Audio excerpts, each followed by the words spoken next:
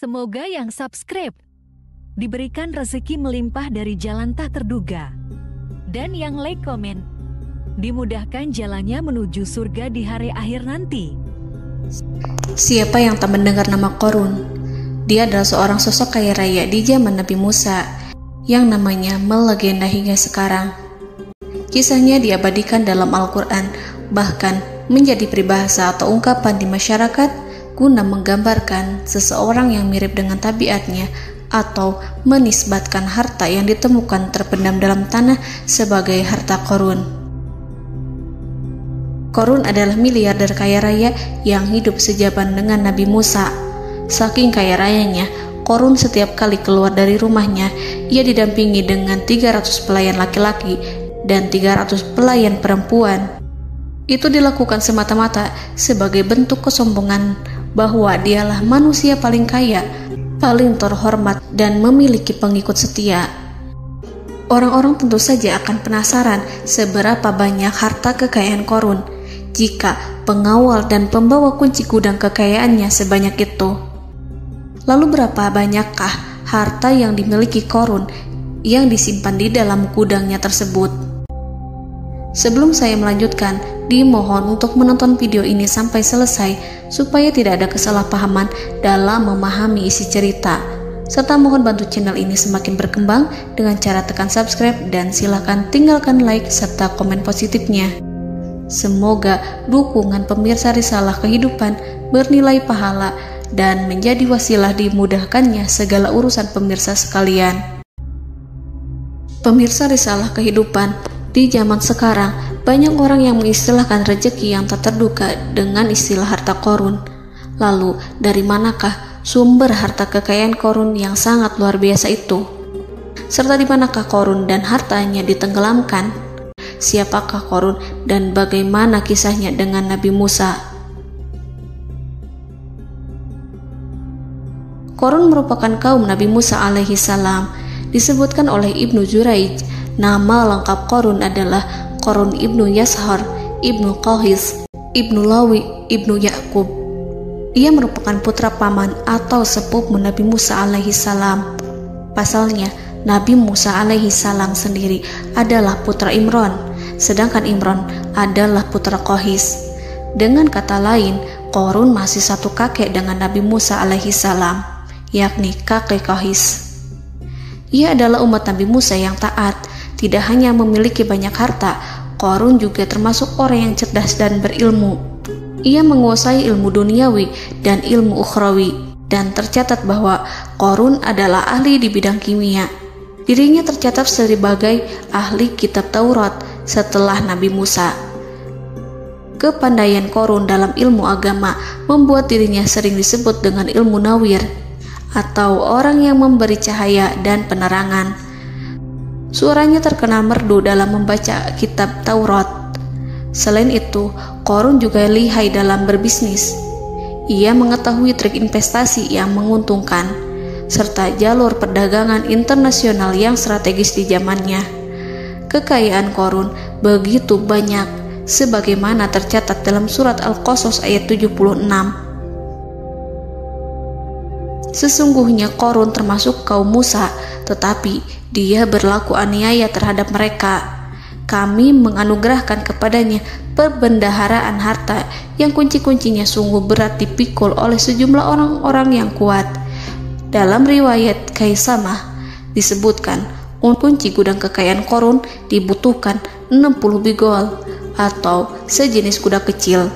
Ukuran kuncinya sebesar jari, bahannya terbuat dari kulit, dan setiap kunci digunakan untuk satu gudang. Maka keluarlah Qorun kepada kaumnya dalam kemegahannya. Para ulama tafsir menjelaskan, Qorun keluar dengan mewah diiringi dengan 300 gadis berbaju merah dan 4.000 kendaraan kuda.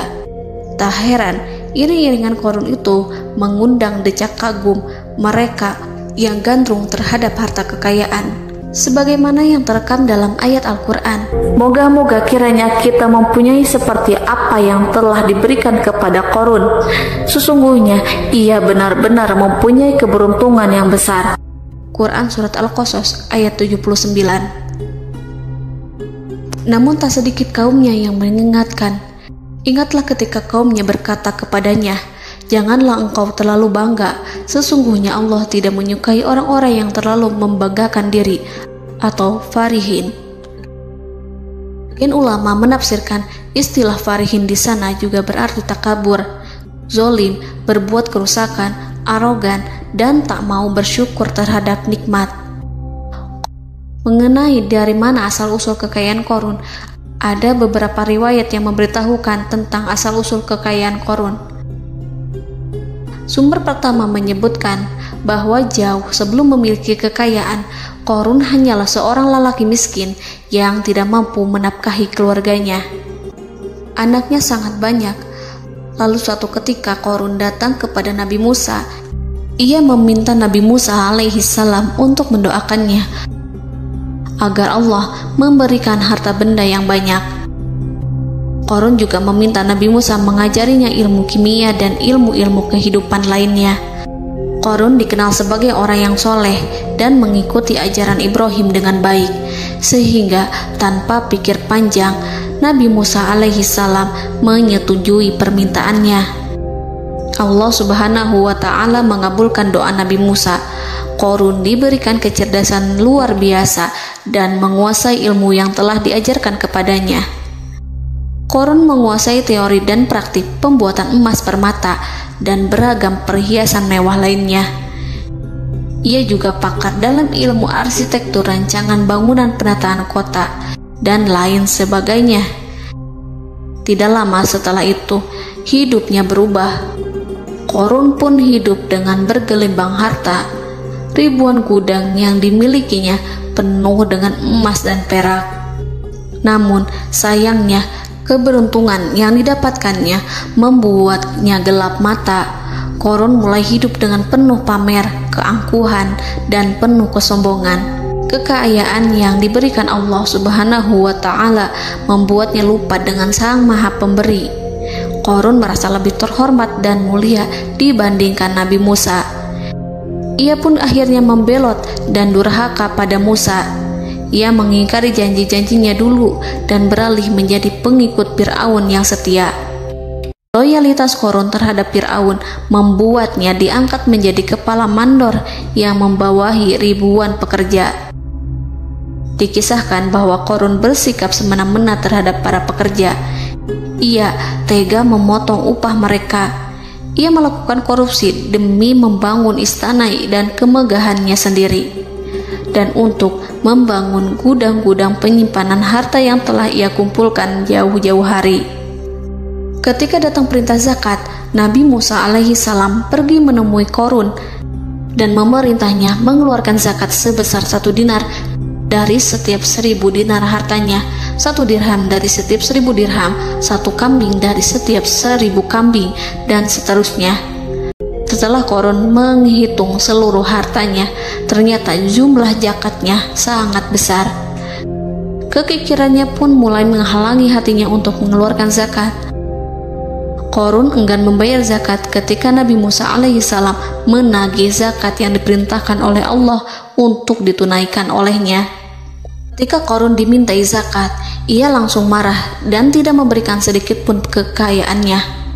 Dia berpikir bahwa harta kekayaan yang dimilikinya didapat dari hasil kerja dan usahanya, dan tidak ada kaitannya dengan siapapun, termasuk Allah Subhanahu wa Ta'ala. Janji Qorun untuk lebih taat beribadah dan membantu sesama jika diberi kekayaan oleh Allah dilupakannya. Dia mempergunakan kekayaannya tersebut dalam kesesatan, kezoliman, dan permusuhan, sehingga membuatnya menjadi sombong dan terlena. Orang-orang beriman pada masa itu sering menasihati Qorun untuk bersyukur atas nikmat yang telah Allah berikan, tetapi dia tidak mengindahkan nasihat tersebut. Dari sikapnya tersebut sudah jelas bahwa Qorun tidak membutuhkan nasihat kebenaran, bahkan merasa tidak takut dengan ancaman Allah, sebab Qorun merasa sudah memiliki segalanya. Qorun merasa dirinya hebat dan pintar serta punya banyak pengikut setia, punya banyak pengawal, dan merasa aman karena dekat dengan Raja Fir'aun. Korun berkata, "Sesungguhnya aku mendapatkan harta ini karena ilmu yang ada padaku." Korun sangat sombong. Ia merasa hartanya didapatkannya sendiri tanpa campur tangan dan kehendak Zat yang Maha Kaya, yakni Allah Subhanahu wa Ta'ala. Apakah Korun lupa ataukah ia tidak tahu bahwa Allah telah membinasakan orang-orang sombong sebelumnya, yang bahkan lebih kuat darinya, yang lebih kaya darinya, yang lebih banyak pengawalannya, lebih kokoh dan tak terkalahkan dibanding dirinya? Karena terdorong sifat kikir dan angkuh, maka Korun membuat rencana untuk melakukan tipu daya agar dia terlepas dari kewajiban membayar zakat. Dia ingin menjatuhkan nama baik dan citra baik Nabi Musa. Kemudian dia mengumpulkan tokoh-tokoh konglomerat Bani Israel. Ia berkata kepada mereka, "Wahai saudara-saudaraku, terhadap apa yang diperintahkan Musa untuk membayar zakat, apakah kalian akan mematuhinya? Sekarang dia hendak mengambil harta yang ada di tangan kalian, maka pikirkanlah suatu cara untuk menghindari perintahnya." Para pembesar-pembesar yang dipanggil kemudian menjawab, "Wahai paduka Korun, engkau lebih besar daripada kami. Kami akan melakukan apapun yang kau inginkan." Korun berkata, "Datangkanlah kepadaku wanita cantik. Aku akan memberinya hadiah besar jika ia berhasil menggoda dan memfitnah Musa." Ketika wanita cantik yang diinginkannya datang, Korun memberikan kepadanya uang muka sebagai jaminan. Ia akan membayarkan seluruh yang dijanjikannya ketika berhasil menjalankan misinya. Bukan hanya itu, Korun pun berjanji akan menjadikan wanita ini sebagai istrinya. Keesokan harinya, Korun mengumpulkan Bani Israel. Setelah itu, Korun menghadap kepada Nabi Musa seraya berkata, "Orang-orang menanti kedatangan Anda, sampaikanlah saran dan nasihat kepada mereka." Nabi Musa kemudian keluar dari rumahnya. Ia mulai menyampaikan nasihat pada umatnya. Di antara nasihatnya, beliau berkata, "Barang siapa yang mencuri, aku akan memotong tangannya. Barang siapa yang memfitnah, aku akan mencambuknya sebanyak 70 kali.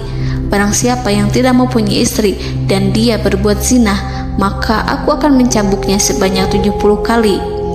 Adapun barang siapa yang memiliki istri dan ia berbuat zina, aku akan rajam dia sampai mati." Korun kemudian berkata, "Apakah ini juga berlaku untuk Anda jika Anda sendiri yang berbuat zina? Apakah Anda akan menerima hukumannya?"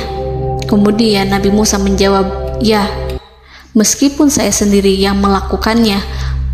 Maka kemudian Korun memanggil wanita yang telah dibayarnya.